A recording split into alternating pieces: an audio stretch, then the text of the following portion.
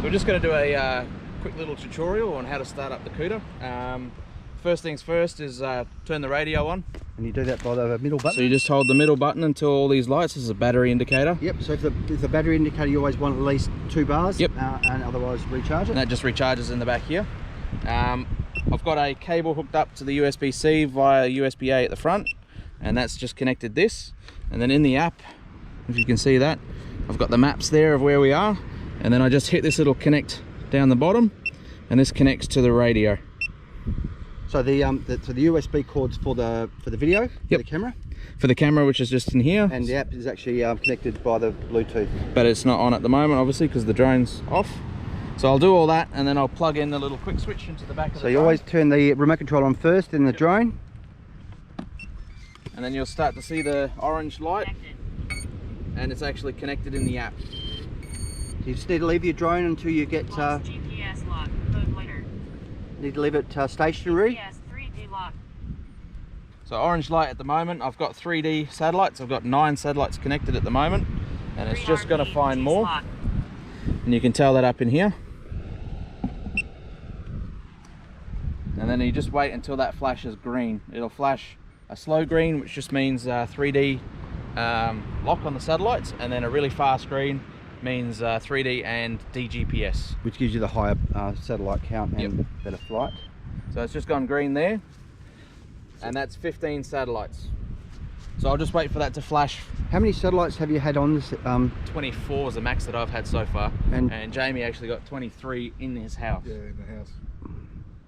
Which is pretty amazing. Do you have a satellite in your roof? No, I don't. So I've got 16 at the moment, and I'm just waiting for that to do the 3D and DGPS, and that'll flash. I mean, Fast. you can fly the drone now. Yep. But the fast flashes will give you a much better GPS coverage.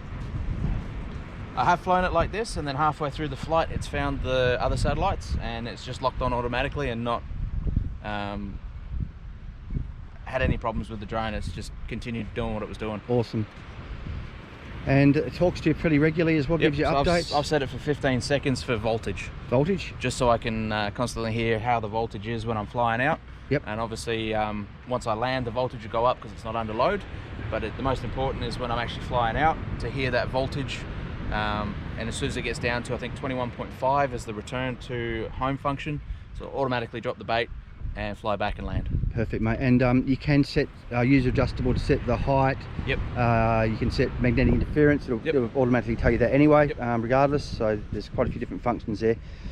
So at the moment I've got it's in loiter mode, which is the GPS mode, and to arm it, all I do is I hit this little button. If you can see this, there's a little arm button down the corner, so I'll hit that and slide across, Waypoints received. Battery 24.0 And off it goes. volts. and now it's telling me how much voltage I've got in there. Yep. And you can actually automatically take it off. well, so the other one is there's a little disarm, takeoff, and auto.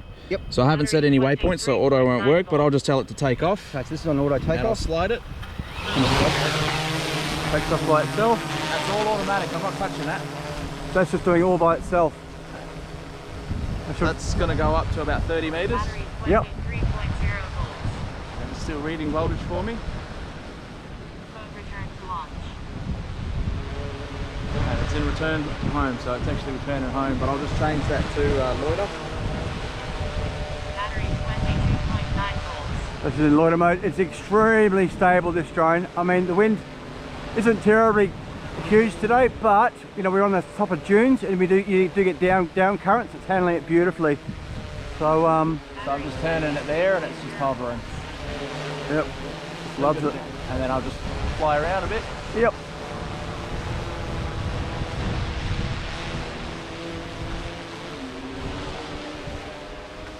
Battery 22.7 volts. So the other good thing about this drone is you can actually set return to you rather than return to home. It's called return to me. Return to me, yeah. So if you look on here, you've got the little orange icon, that's actually home. Battery And if I walk 22.8 off volts. down here, I'll just walk off to where the rod is. So maybe we'll start at home. So you've had it landing at home before. You're now going to change it to return to me or boat landing mode. Yeah, so I'll just leave it here. Yep. Hover it. Yep. 22.1 volts. So there's the drone over here. This is the icon showing the direction of the drone, like what way it's facing. Yep. The home location, and the blue dot is me, the radio. Yep.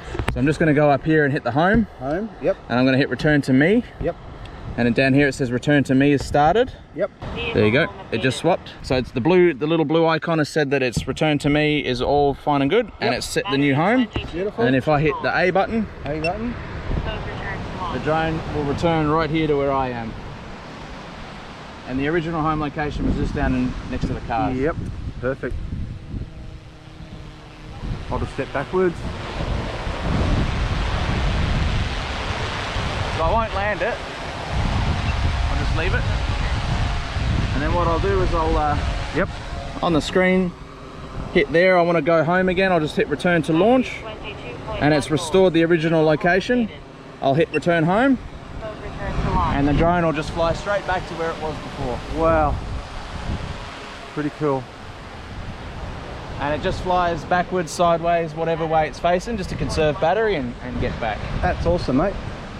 And there she goes, she's starting to land. Awesome.